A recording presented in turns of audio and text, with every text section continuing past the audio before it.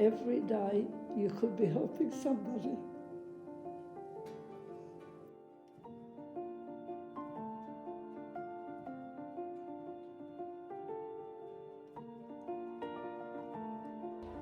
I'm Neta. I'm 91 now, and my previous work in the was with the Education Department. I have been teaching for 30 years, and I have enjoyed every minute of it.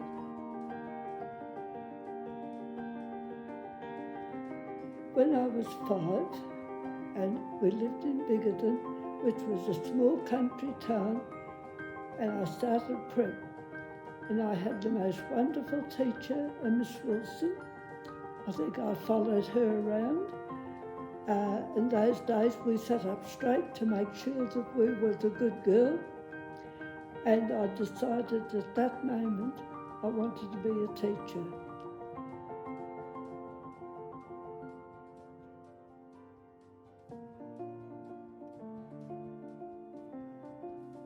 My first school was Rockhampton, and this was still in home ec, and I had, that meant that you had Year 12 students that were doing nutrition, some science, mainly very basic, simple dressmaking, cooking, and physiology. So I was at Rockhampton for probably 9 months. From there, I was transferred to Townsville, where I was only transferred there as temporary to relieve, and I was there for about 8 weeks. And then I got my own school where I was in charge of the home ec section in Gladstone, and I stayed there until I was married and had to then resign.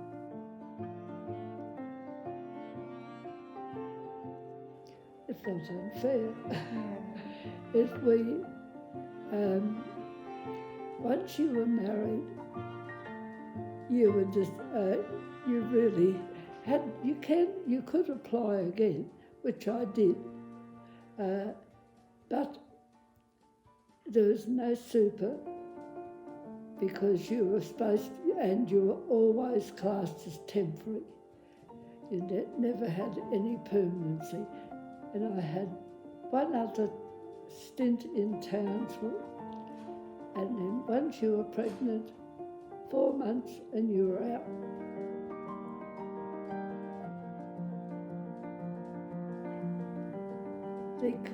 The curriculum was extremely rigid right up till quite a long time after. When we were transferred back to Cairns, and I taught there for probably 4 or 5 years, or might have been more, but we had yearly inspections, and we were supposed to copy the curriculum out, and just looked like a pretty book. They would sit in the classroom on one lesson and give you a percentage on it. It seemed very, very unfair for 1 hour of being aware of what you could do in that time. So that has definitely changed a lot. Then the other thing that was really, still wasn't permanent, we were still temporary, and my head teacher quietly asked me if I would like to apply for superannuation.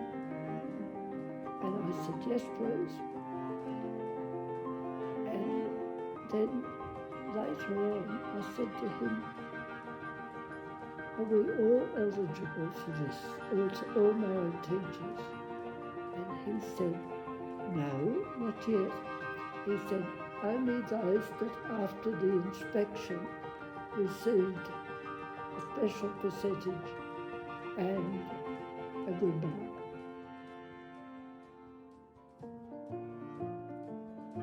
When I first started teaching, during those first years the cane was available if you sent a boy to the office for misbehaving. So we tried very hard to sort out the problem without using that, because I didn't really feel it was needed. No. I felt there were other ways of improving the situation.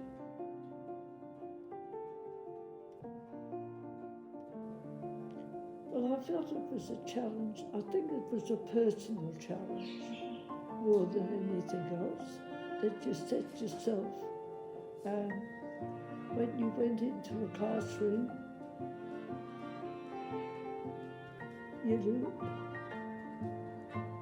after a week or so, you really had an idea of the situation of mentally. Often there's a third that's the top, there's lots of the middle, and maybe a fifth of the ones that are at the bottom that need more help. And the challenge you always felt was to try and bring the bottom ones up to the average.